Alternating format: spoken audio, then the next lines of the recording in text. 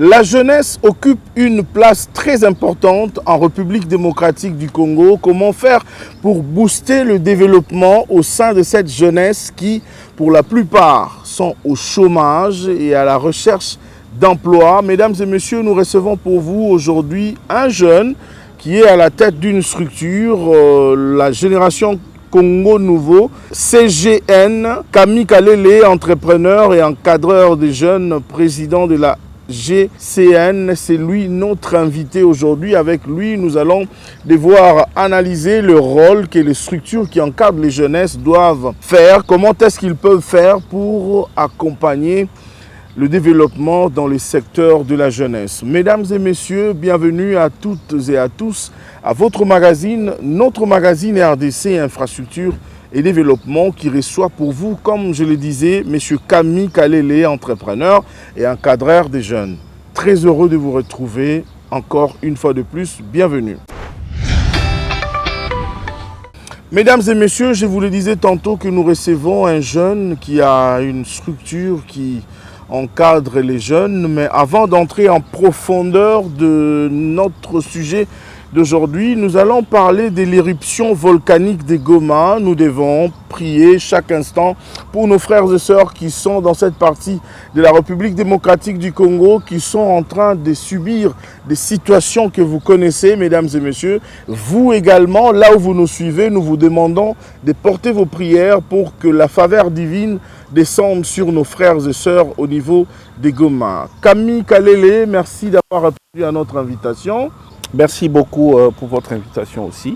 Je ne sais pas si la présentation est complète ou il y a autre chose à ajouter par rapport à la présentation que je venais de faire tout à l'heure. Bon, à ce jour, je dirais qu'elle est complète.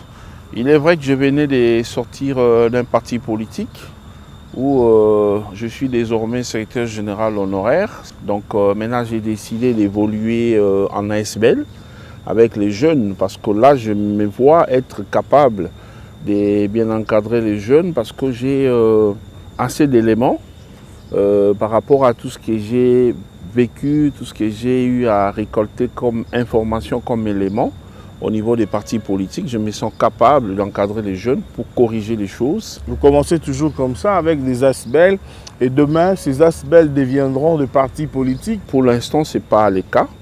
On travaille d'abord pour la jeunesse parce que nous avons beaucoup de partis politiques qui ne font malheureusement rien et qui sont aujourd'hui, moi je les appelle des entreprises politiques privées, donc des activités personnelles des gens et leurs familles, et ça ne sert à rien de continuer à en créer. Donc maintenant il faut faire les choses autrement. Au niveau des ASBL, c'est beaucoup plus pratique pour l'encadrement des jeunes. Merci beaucoup, ce n'était qu'une parenthèse. Revenons à la situation qui se passe à Goma. Aujourd'hui, le gouvernement de la République a mis tout le moyen. Il ménage aucun effort pour essayer de soulager tant soit peu, aider nos frères et sœurs qui sont à la partie est de la République démocratique du Congo, qui souffrent avec la guerre. Aujourd'hui, il y a l'éruption volcanique. Nous voyons également comment est-ce que le ministre de la Communication et Médias, son Excellence Patrick Muyayaka Temboué, est en train de travailler bec et ongle, c'est-à-dire il rentre très tard chez lui, il vient au bureau très tôt, c'est-à-dire pour communiquer d'heure en heure. Et par rapport à la situation, il y a eu également quelques membres du gouvernement qui ont séjourné, qui sont revenus. Est-ce que vous avez un message aujourd'hui, Camille Kalele, à adresser à nos frères qui nous suivent à Goma sur cette situation de catastrophe? Avant toute chose, je voudrais rendre un hommage mérité au chef de l'État, lui exprimer la gratitude de la jeunesse, parce qu'il s'est montré homme de parole par rapport à ce qu'il avait dit. Il a donné la chance aux femmes et aux jeunes. Quand vous parlez de Patrick Muyayaka Temboué, c'est vraiment dans cette tranche de jeunes-là. Et nous voyons ce qu'il fait. Contrairement à ses prédécesseurs, vous sentez que la vigueur de la jeunesse est en train de produire du travail. La vitalité. Voilà, donc par là, nous saluons, nous remercions et félicitons les chefs de l'État pour cela. Concernant la situation de l'Est, comme je l'ai dit toujours, nous ne savons malheureusement pas faire des problèmes au bon Dieu, le Créateur, qui a permis à ce qu'il y ait cette situation d'éruption volcanique, une situation naturelle. On ne sait malheureusement pas les juger par rapport à ça parce qu'il connaît la raison d'être de tout cela. Mais face à mes compatriotes qui souffraient pour l'instant, je voudrais ici exprimer ma compassion, dire à nos frères que nous sommes ensemble avec vous. La génération Congo Nouveau a eu organisé 2 fois déjà des cultes pour prier en faveur de nos frères, pour implorer la miséricorde de Dieu. Parce que contrairement à la situation qu'ils vivent tous les jours d'insécurité, ici on est face à la nature. Donc on ne sait pas faire autrement, en dehors du fait qu'on doit doter l'observatoire volcanique de Goma des moyens nécessaires pour lui permettre d'être prévoyant, de voir à chaque fois qu'il y a des alertes par rapport à l'agitation du volcan. Malheureusement, en dehors de cela, on ne sait pas faire autrement.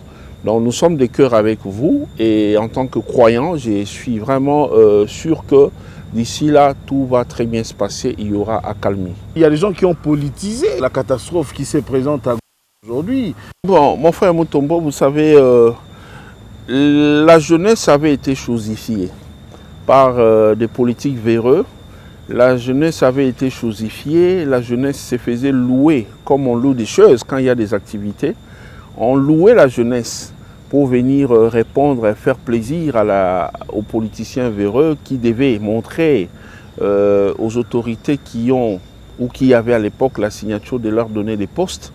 Ils avaient cette possibilité-là de manipuler la jeunesse, de les berner en moyennant un peu d'argent, venez remplir la salle et moi là-bas, pour la consommation des gens qui peuvent me nommer, ça fait l'affaire. Alors, cette jeunesse-là n'a pas eu, pour la plupart, n'a pas eu la chance d'aller à l'école, comprendre certaines choses. On a en quelque sorte rendu la jeunesse détruite, on l'a détruite. On n'a pas facilité à la jeunesse. On n'a pas donné la chance à la jeunesse d'aller se scolariser, d'aller se socialiser et tout ça. Alors voilà qu'aujourd'hui, le raisonnement de beaucoup de jeunes est tellement bas au niveau du caniveau, tel que les gens oublient que c'est une situation naturelle qui n'a rien à voir avec les chefs de l'État. Et les gens se mettent à raconter des histoires comme quoi les chefs de l'État, tels que vous venez de les dire. Donc c'est un travail que nous sommes justement en train de faire pour conscientiser à nouveau la jeunesse, montrer à la jeunesse son rôle qu'il a à jouer dans la société. Parce que la plupart des gens qui les manipulent ou qui la manipulent sont des gens qui n'ont plus la saveur, l'énergie qu'a justement cette jeunesse-là. Donc il faut rappeler à la jeunesse son rôle, son impact, sa capacité, de manière à ce qu'elle puisse faire des choses pour reconstruire ces pays. Merci beaucoup. Nous allons également demander à la réalisation de nous proposer quelques messages que nous avons recueillis, toujours en rapport avec nos frères et sœurs qui sont à Goma. Nous avons eu un message de réconfort d'un notable du coin, c'est Patrick Boussou-Bouangui, mais également nous avons eu aussi un message du président de la Chambre internationale des commerces, Robert Mampouya. Suivons ces éléments, ces messages de réconfort et nous allons nous retrouver juste après pour poursuivre notre émission avec notre invité Camille Kalele. Suivez. Je voudrais d'abord compatir avec les populations de la province du Nord Kivu, des Goma en particulier et des Nyiragongo, par rapport à l'éruption volcanique qu'il y a eu récemment. Et je sais que cette population est en détresse en ce moment. Il y a eu des déplacés, il y a eu ceux qui sont encore là, qui sont restés, qui n'ont pas pu. Mais je voudrais quand même leur dire que nous sommes de tout cœur avec eux. D'ailleurs, comme vous le savez, le chef de l'État va descendre sur place bientôt pour aller les réconforter pendant cette période difficile, qui continue à suivre les consignes des autorités sur place et que les choses reviendront dans la normale dans les jours qui viennent parce que les signes montrent que les choses sont en train de redevenir normales. Donc en tant que cadre du parti AFDC, du professeur honorable président du Sénat, Bahati Lukwebo. J'apporte mon soutien à toute la population et que Dieu les protège. La province du Nord Kivu, na Sud Kivu, mais en tant qu'originaire de Sud Kivu, Tukubanduku. À l'époque, tu le crois que la province est moya. Il t'a dit que nous sommes de cœur avec vous. Tout comme moya. Tunaendelea kubawaza et tunaessaie kufanya maeffort ya kupana les petites aides dans les familles qui sont benye balipata ma problème.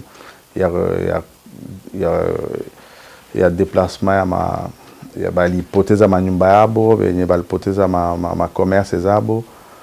Et le gouvernement de la République qui t'a basaidia.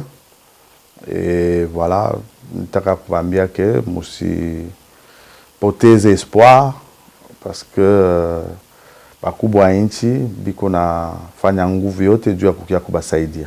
Par rapport à nos frères et sœurs qui sont à Goma, qui sont des Congolais comme nous, nous compatissons à leur malheur et puis je crois que nous avons envoyé aussi beaucoup de messages à nos compatriotes qui sont là-bas. Moi, avant d'être président de la Chambre de commerce internationale, je suis expert comptable et nous avons notre organisation qui est l'ONEC. Je crois avec tous nos confrères qui sont là-bas, on s'est échangé des messages et puis on a envoyé aussi quelques moyens pour le soutien, pour qu'ils puissent vraiment tenir fort parce que je sais que c'est dur. Même étant que président de la Chambre de commerce, on est en train de voir un peu dans quelle mesure aussi il faut voir les entreprises qui sont à Goma, comment ils vont s'y prendre et puis essayer un peu de les épauler aussi du point de vue national. Aujourd'hui, Mokoza Mboka Zo Bundana, il fait tout pour que Mboka Nabusi Bima quand même dans les bonnes places. Donc nous devons soutenir nos frères et le président de la République. Aujourd'hui, il y a des ministres qui sont là-bas en train de suivre les choses de pas à pas. Parce que je ne crois pas que le gouvernement va accepter encore qu'ils rentrent vivre autour du volcan. Non. On doit leur trouver des places ailleurs où ils vont rester avec leur famille. Et le gouvernement est en train de se battre. Vous voyez, donc, tout ça n'a pas si. Ils n'ont pas si. Nous sommes en difficulté, il y a volcan, tout ça. Vraiment, il faut tout soutenir, Bango. Nous devons les soutenir. Il faut tenir fort. Il faut savoir qu'il ne vous a pas abandonné. Nous avons un papa, il s'occupe de vous. Vraiment, tenez bon. Je crois que Dieu nous aidera. Merci beaucoup à la réalisation pour cet élément et nous rappelons à nos frères et sœurs que nous sommes de cœur avec vous. Nous vous portons dans nos prières. Nous allons passer à autre chose. Camille Kalele, c'est depuis combien de temps que la génération Congo Nouveau existe? La génération Congo Nouveau existe en principe depuis 2014. Mais elle avait été mise en veilleuse lorsque j'avais été approché par mon aîné, l'honorable Steve Mbikai, qui, après m'avoir suivi plusieurs fois aux médias, avait donné une mission à votre confrère Flavien Roussaki, Ndeko Flavien, pour me convaincre de venir cheminer avec lui. C'était pas facile, hein, parce que imaginez, j'étais déjà avec beaucoup d'amis, beaucoup de camarades avec qui on cheminait. Et lorsque il m'a sollicité, il m'a convaincu et tout ça, il dit mais pourquoi il faut avoir 1000 partis si on a une même idée? Venez, on va se mettre ensemble pour lutter. Alors, à force de l'écouter, je m'étais senti convaincu. Et il a un parti qui a une très très bonne idéologie. Il travaille sur, il milite sur les solidarismes africains. Alors j'étais séduit de ça, donc j'avais trouvé que c'était pas loin de ce que moi je faisais déjà. C'était proche, oui. Il y avait des convergences en quelque sorte, idées. Oui, bien qu'on avait aussi beaucoup d'éléments à ajouter. Alors depuis notre arrivée, nous nous sommes mis officiellement en place ensemble en avril 2015, où j'avais été nommé secrétaire général du parti. Ça nous a permis, en étant aussi à ses côtés, d'apprendre beaucoup sur le comportement des politiques. Nous savons désormais comment il faut coacher les jeunes, comment il faut motiver les jeunes pour comment savoir comment se comporter devant les politiques. Donc désormais, avec la génération Congo Nouveau, les jeunes n'auront plus à se faire manipuler parce que nous connaissons maintenant les astuces, les stratégies des politiques. Combien ils sont calculateurs, combien ils sont stratèges, opportunistes surtout, Nous savons maintenant comment rôder la jeunesse pour qu'elle résiste à ça, de manière à ce que toutes ces antivaleurs disparaissent finalement. Quels sont vos objectifs et qu'est-ce que vous avez déjà fait de concret? Nous étions en veilleuse parce qu'on prenait part aux activités d'un parti politique. Avant d'y entrer, on avait eu à poser beaucoup d'actes. Hein. Ça appartient vraiment au passé. Imaginez, ça fait 6 ans. Je ne sais pas vous remettre sur ce qui s'est passé il y a 6 ans. Le taux de Koulouna qu'on a aujourd'hui, ce n'est pas ce qu'on a connu il y a 6 ans. Donc les choses ont beaucoup changé, ça a beaucoup évolué. Le taux est à la baisse ou il est à la hausse? Il est avec le régime passé, c'était vraiment monté. Jusqu'il y a 2 ans, c'était terrible. Mais avec la politique de Fachi, vous voyez qu'avec les services nationaux, aujourd'hui on peut circuler, on peut même marcher à pied librement sans être inquiété. Mais pas dans tout le coin de Kinshasa. En tout cas, peut-être pas dans tout le coin, mais dans bien de coins. Si pas tous les coins, mais presque tout. On peut aujourd'hui marcher, circuler librement, il n'y a presque plus de soucis. Donc c'est quelque chose à saluer. Alors, depuis qu'on a repris, ça fait 2 semaines seulement, et nous sommes en pleine phase d'installation. Nous avons quand même déjà des bureaux, nous sommes sur le boulevard Sendoué, et nous sommes en train d'installer. Ce qui est vrai que nos militants ne nous avaient pas quittés, nos camarades étaient toujours avec nous. Il y en a qui nous avaient suivis. Il y a des gens qui croient en vous. Beaucoup, plusieurs. Ce n'est pas pour moi important de venir en parler, mais les gens à la cité les savent. Comme je parle là, les gens savent et ils peuvent confirmer ce que j'ai dit. Les numéros de la RTNC sont connus. Alors, nous, ce que nous faisons, nous conscientisons d'abord les jeunes à comprendre leur rôle, leur valeur, leur impact. Parce que comme vous savez, dans la vie, nous avons 3 étapes. Nous avons la première qu'on peut considérer comme étant le premier âge. Nous avons l'âge intermédiaire qui d'ailleurs permet aux gens de faire des choses, de réaliser des projets pour leur pays et pour eux-mêmes. Et puis nous avons le 3e âge de la vieillesse. Or, vous savez avec moi que le premier âge, c'est l'âge d'apprentissage. On apprend sur la vie, on se met à apprendre ce que c'est la vie, on est dans l'inconscience, dans l'adolescence et tout ça, on ne sait pas, on n'est pas vraiment décideur, on n'est pas actionnaire des choses concrètes dans la vie. C'est vraiment dans l'âge 2e qu'on sait faire des choses. Alors, les politiques qui sont d'ailleurs pour la plupart des ménopausés politiques viennent puiser dans le 2e âge pour mener à bien leurs objectifs, pour réaliser leurs projets. Malheureusement, avec les régimes passés qui croyaient facilement à des leaders des partis mallettes sans vérifier, croyaient des fois à ça, malheureusement. Mais avec Fachi, je suis content parce que lui-même est sorti d'un grand parti politique. Donc personne ne peut intimider l'UDPS en termes de partis politiques, parce que c'est un parti des masses qui a des vrais cadres, des vrais militants qui ne viennent pas pour l'argent. Nous savons ce qui s'est passé avec les autres. Il fallait chaque fois qu'il y avait des activités motiver les gens à venir et tout ça. Mais avec l'UDP, ce n'est pas le cas. Donc, cette catégorie des gens qui manipulaient la jeunesse auront désormais en face d'eux la génération Congo Nouveau, parce que là, nous voulons conscientiser les jeunes, ceux qui savent qui sont-elles. Vous le conscientisez comment? Est-ce que vous organisez des séances de travail, des séances de formation? Vous savez, la meilleure des choses, ce n'est pas de donner à quelqu'un un poisson. La meilleure des choses, c'est de l'apprendre comment pêcher. Justement. Comme ça, il sera responsable lui-même demain, oui, et il commencera à mieux faire les choses. Oui, monsieur, mais c'est prendre en charge comme il le faut. C'est comme j'ai dit, si je parlais du peu que je fais de temps à autre pour mes compatriotes, ce n'est pas dans le cadre de notre ASBL. Là, c'est à titre individuel. Compris, oui. Oui. Là, c'est à titre individuel. Quand vous avez quand même quelqu'un qui vous entoure, qui a un souci de santé ou quoi, on peut toujours faire quelque chose. Au niveau de l'ASBL, avant d'abord d'arriver à tout ce qui est apprentissage et tout ça, mais nous avons un programme qui est déjà élaboré. Ce que nous faisons pour l'instant, c'est quoi? Partout où nous avons des noyaux, nous passons d'abord pour installer les comités. En installant les comités, les gens à installer sont des gens qui sont en contact avec nous depuis longtemps, qui nous appellent de partout. Nous avons les membres des... En dehors de Kinshasa. Excusez-moi de vous interrompre. Oui. En dehors de Kinshasa, oui, le Congo Nouveau, Génération Congo Nouveau est où encore? On est, je vous dis, les politiques ont l'habitude de dire on est partout au Congo. Mais moi, je l'ai dit avec conviction parce que je peux l'éprouver. Nous sommes effectivement partout au Congo. Nous sommes partout au Congo.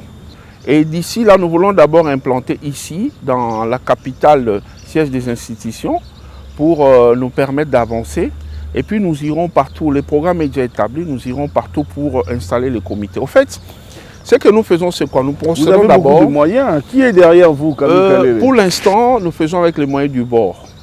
Avec les moyens du bord. Mais pour le faire, il faut avoir beaucoup de moyens. Justement, c'est l'amour du Congo qui m'anime avec mes camarades qui sont avec moi. Nous essayons de nous cotiser avec le peu que nous gagnons pour nous organiser. Et je vous informe que ça marche déjà très bien et ça va encore très bien marcher. Donc nous conscientisons, nous installons d'abord les comités et à l'occasion de l'installation, nous prenons le temps parce que ces comités invitent le leur, ils se mettent comme on l'a fait le week-end passé à Ngaba. Donc ce week-end ici, nous serons à Massina. Donc les gens s'invitent et les gens viennent à Ngaba. Pour adhérer? Oui, les gens étaient pas moins de 500 personnes. Lorsqu'ils viennent, nous parlons d'abord aux jeunes pour leur dire non, vous n'êtes pas des sous-hommes.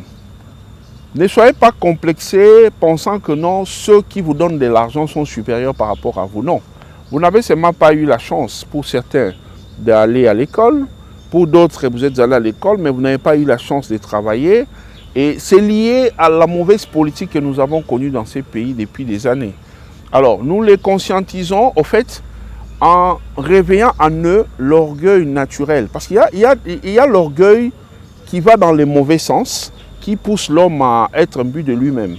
Mais il y a l'orgueil humain, l'orgueil d'un intellectuel, d'un être humain, qui ne peut pas faire n'importe quoi devant quelqu'un qui n'a pas une supériorité établie officiellement devant lui, à cause de l'argent.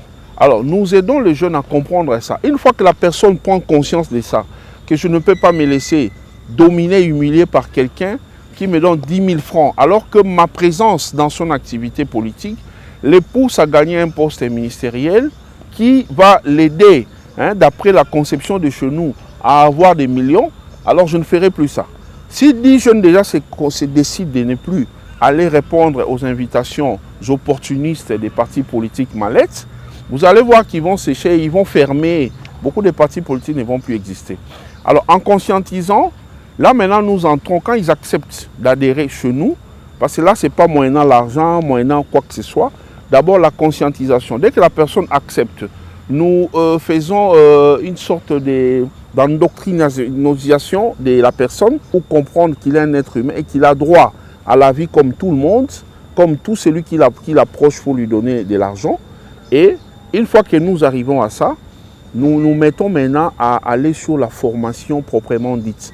Là-dedans, il y a beaucoup de matières, notamment expliquer aux jeunes l'importance des études d'abord, pour ceux qui n'ont pas eu la chance d'y aller. Et au niveau des générations Congo Nouveau, nous sommes organisés pour permettre à ceux-là de répondre les chemins de l'école.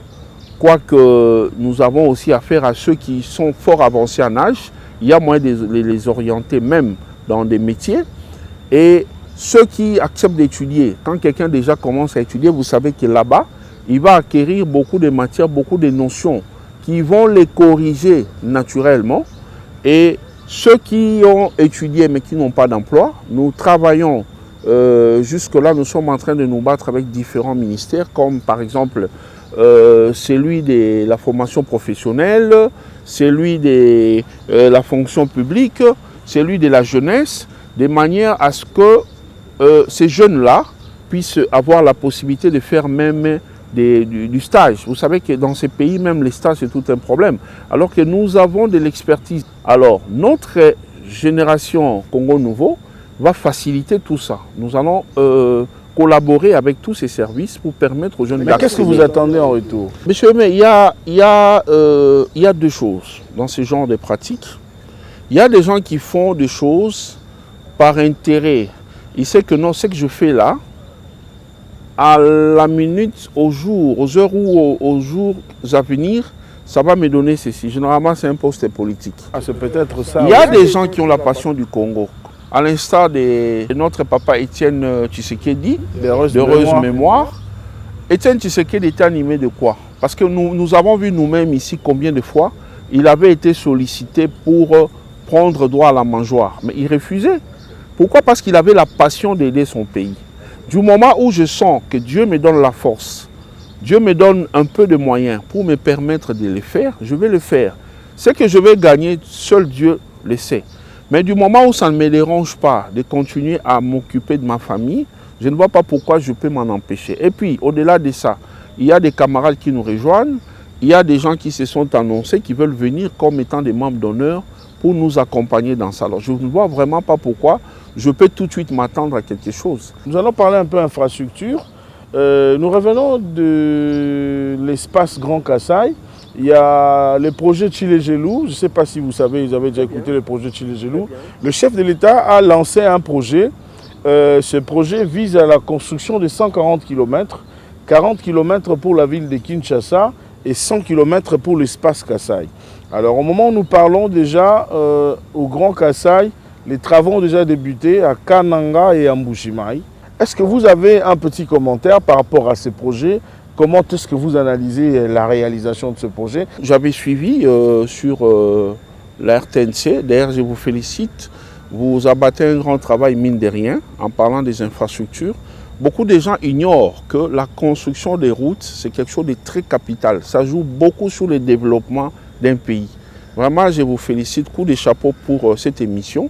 Je souhaite qu'elle demeure longtemps sur la RTNC. Merci beaucoup. Bon, concernant les projets, moi je voudrais simplement lancer un message à ceux qui peuvent être en train de vouloir saboter ces projets, de faire très attention parce que tout ce qui y a trait au blocage, à une opération de sabotage de tout ce qui a trait à la reconstruction de ces pays, tous ces gens qui peuvent d'une manière ou d'une autre contribuer à ça doivent savoir que les Congolais n'est plus celui qui rêvait à l'époque. Les Congolais est éveillé aujourd'hui tel que nous comptons beaucoup sur ces projets Tshilé-Gelou. J'ai vu le chef de l'État venir inaugurer.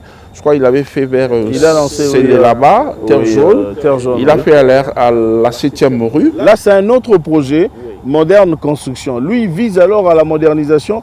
Les travaux ont déjà commencé. Nous avons visité ces travaux avec, j'ai accompagné le directeur général de l'Office des voiries et drainage, l'ingénieur Victor Toumbachi qui est là. Les travaux sont en train de se faire. Mais la réalité, les gens doivent comprendre qu'il y a 2 mois de mobilisation. C'est que les gens ignorent. Oui, mon frère, mais en tant que fils de ces pays, soucieux de voir notre pays être uni en paix et stable, je voudrais lancer un message à la population pour dire que nous avons affaire à un chef de l'État sérieux. Il est rigoureux sur ce qu'il fait tel que les gens n'ont pas droit à l'erreur.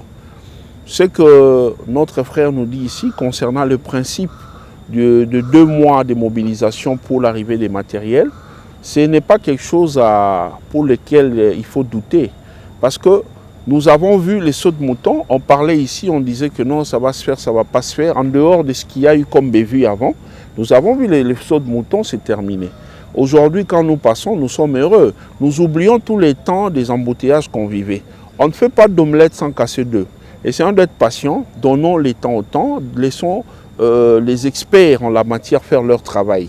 Ce que je voudrais ici demander en passant, parce que je suis sur cette émission qui parle principalement des infrastructures et du développement, oui. Parce que sans les routes, un pays ne peut pas se développer. Impossible. Oui, nous avons vraiment besoin des routes.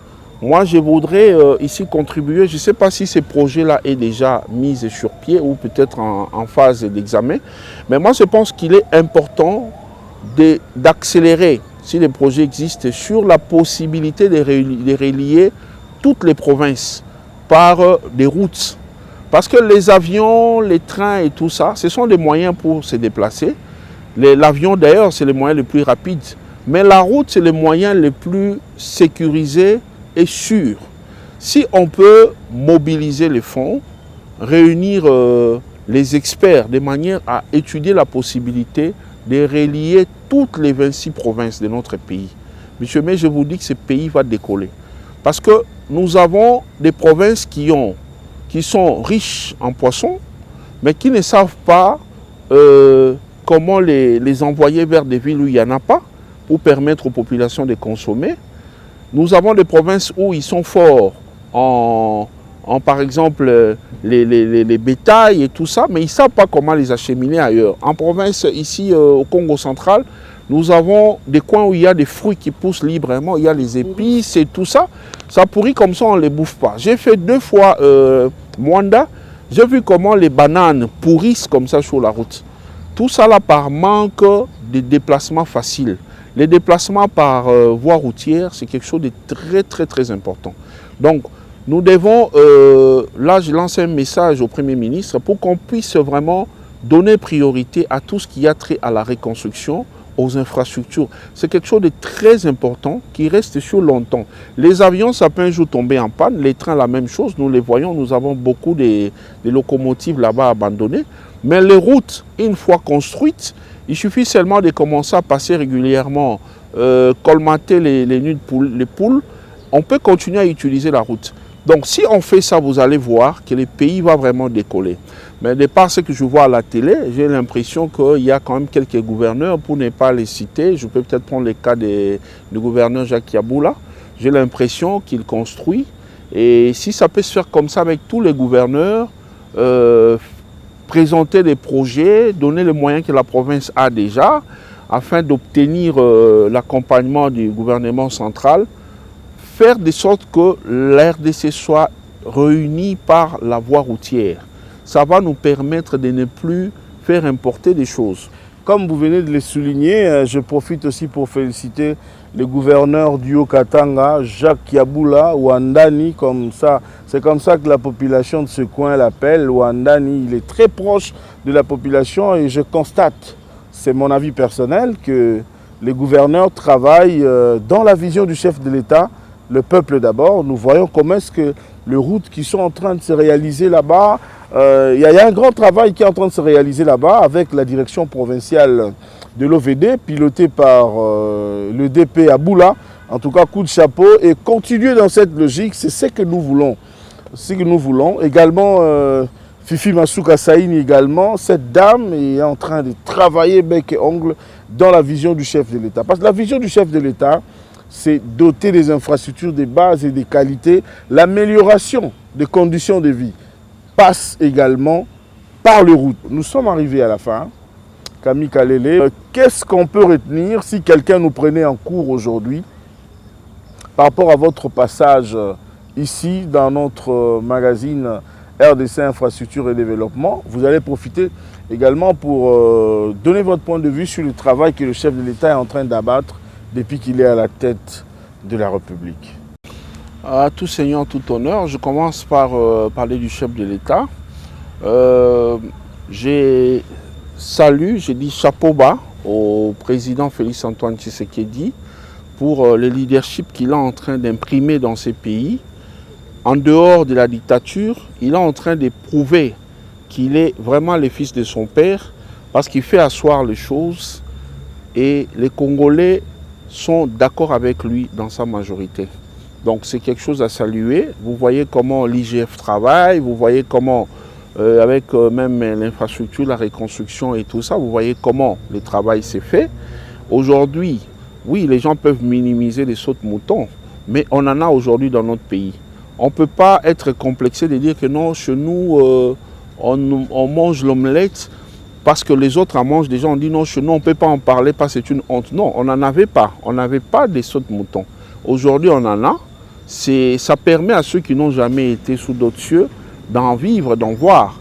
Donc, c'est déjà quelque chose de bien. Il nous permet de vivre des choses qui existent ailleurs. Et en même temps, ça règle un peu, tant soit peu, la question des embouteillages. Donc, je les félicite pour ça. Je félicite son gouvernement qui venait de mettre des warriors. Ils sont en train de faire leurs preuves. Nous ne sommes même pas encore à 90 jours, mais nous voyons déjà avec l'élan, ça va. Donc, mettre chacun à la place qu'il faut. Ah, donc là, c'est quelque chose de très important. Alors, concernant ce que les téléspectateurs qui nous suivent depuis maintenant peuvent comprendre, c'est que nous sommes... moi, personnellement, pour ce qui me concerne, je suis Camille Richard Kalele. Je venais de sortir du monde politique pour celle, je dirais, de la société civile, celui de la société civile. en travaillant dans l'ASBEL, qui est dénommé Génération Congo Nouveau. Là, je viens avec des éléments nécessaires pour rééduquer la jeunesse. Donc la jeunesse qui était en train de prendre, qui était déboussolée, nous sommes en train de travailler avec des camarades pour remettre la jeunesse sur les rails, permettre à la jeunesse de comprendre son rôle, alors qu'elle a l'énergie nécessaire qu'il faut pour reconstruire ces pays sous le leadership de Félix Tshisekedi Tshilombo. Nous voulons travailler réellement pour permettre à cette jeunesse de contribuer à la reconstruction du pays. Alors, pour ce qui est de l'organisation, nous disons que nous avons repris il y a 2 semaines et nous sommes en pleine phase d'installation. Et pour ceux qui veulent nous joindre, nous sommes joignables. Comme on ne sait pas trop parler de nous ici, on peut continuer à parler en dehors de la caméra. Nous sommes joignables sur le numéro 099 99 61 021 099 99 61 021 ou soit au 09 98 98 73 66 09 98 98 73 66. Là, on pourra encore bien parler et nous demandons à nos compatriotes qui ont des éléments, qui ont des informations concernant ce qu'il faut pour aider notre jeunesse vraiment à retrouver la voie de la raison, de ne pas hésiter, contribuer, parce que c'est notre pays à nous tous, hein, c'est le seul bien que nous avons en commun. C'est important de contribuer, nous tous, pour que nous puissions la voir reprendre la voie de la raison. Merci beaucoup Camille Kalele d'avoir répondu à notre invitation et à nos questions. C'est moi. J'ose croire que ce n'est pas la dernière fois. Je reviendrai plusieurs fois parce que votre émission est quand même une émission qui est suivie.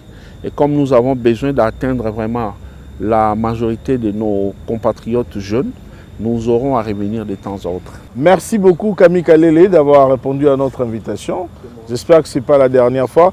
À vous également, chers téléspectateurs, nous disons infiniment merci de l'attention particulière que vous nous avez accordée. Vous n'êtes pas encore abonné sur notre chaîne YouTube, nous vous demandons de le faire. Notre chaîne YouTube, c'est Aimé Mutombo, RDC Infrastructure et Développement. Là, vous serez informé de toutes les réalités et les réalisations, les transformations qui sont en train de s'enregistrer, non seulement à Kinshasa, même dans le Congo profond, par rapport à la vision du nouveau président de la République, le peuple d'abord. Vous allez également le suivre. Mesdames et messieurs, avant de clôturer cette émission, nous souhaitons un bon anniversaire au réalisateur de cette émission qui souffle à une bougie de plus. Nous lui dédions cette émission. Patou Simaï, bon anniversaire. Plus de bénédictions, que l'Éternel t'arrose encore et qui t'accorde la longévité. Mesdames et messieurs, le rendez-vous est pris pour la semaine prochaine. Au revoir.